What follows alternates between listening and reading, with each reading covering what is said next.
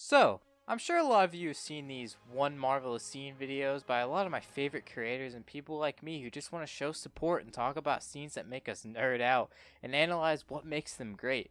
Since the culmination of everything I've loved and obsessed over for 11 years is coming out very soon, or it might actually even be out by the time this gets uploaded, I wanted to gush about the MCU in this traditional video essay style I've been trying to get into while I analyze one of my favorite scenes from all of the MCU. Now, as some of you may know, I've always been a die-hard Spider-Man fan, but what most people don't know is what he means to me. I'll save most of it for another special video, but Spidey is a character I've always looked up to during dark times. He's the character that's always given me strength when I've needed it most. I've been able to see myself in the character, which was what was always the intent from Stan Lee and Steve Ditko. So when I saw Spider-Man Homecoming when I was 16, dude, I was blown away. This movie gave me almost everything I've wanted from a Spidey film. Great tone, relatable characters, great humor, and MCU integration, because people may hate on it, but that's always what I've wanted for years.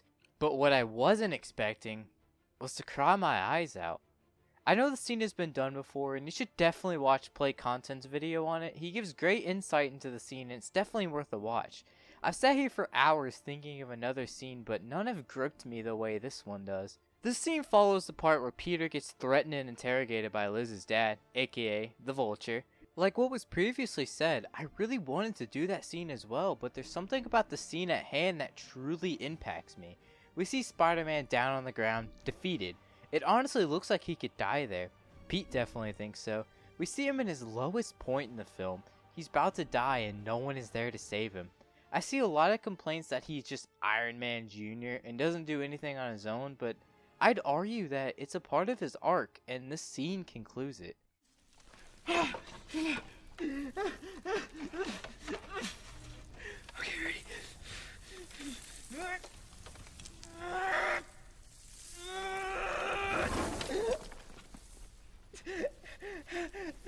Hello! Hello! Please! Hey, please! I'm down here! I'm down here! I'm stuck! I'm stuck! I can't move! I can't...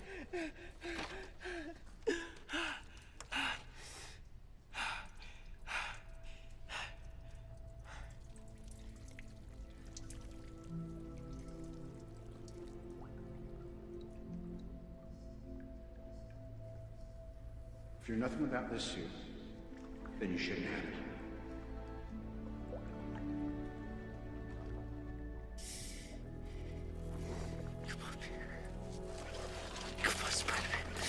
Come on, Spider-Man. Come on, Spider-Man. Come on, Spider-Man. Oh, come on, Spider-Man!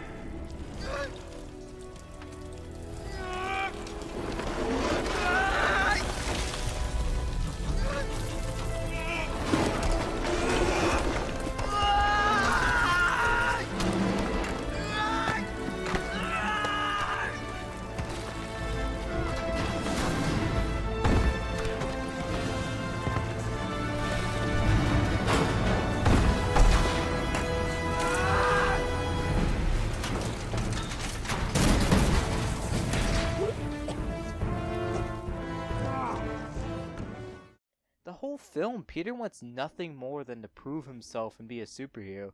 Tony gives him that chance, and I believe that Peter just looks up to him as a father figure. He doesn't have a dad, and he lost his Uncle Ben, and here comes Tony to mentor him and give him the chance to be what Pete desperately wants to be, a hero.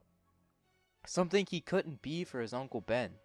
So we see him crushed between rubble, looking like he's about to die in this beautiful callback to the Amazing Spider-Man number 33. Peter is trapped. He doesn't know what to do and he's running out of time. He calls for help. He panics and screams with some amazing acting by Tom Holland. This whole movie we see Peter wants so desperately to be Spider-Man. It gives him a certain strength he doesn't have as Peter. So we hear Pete shout, "Come on, Spider-Man," over and over. He knows Peter can't do this, but Spider-Man can. In his last-ditch effort, he empowers himself with everything he's been chasing in the film, Spider-Man. As he hears Tony's words of advice, he realizes that he is Spidey. He doesn't need a suit or a label to be Spider-Man. He has it inside of him. He's the hero, with or without the suit.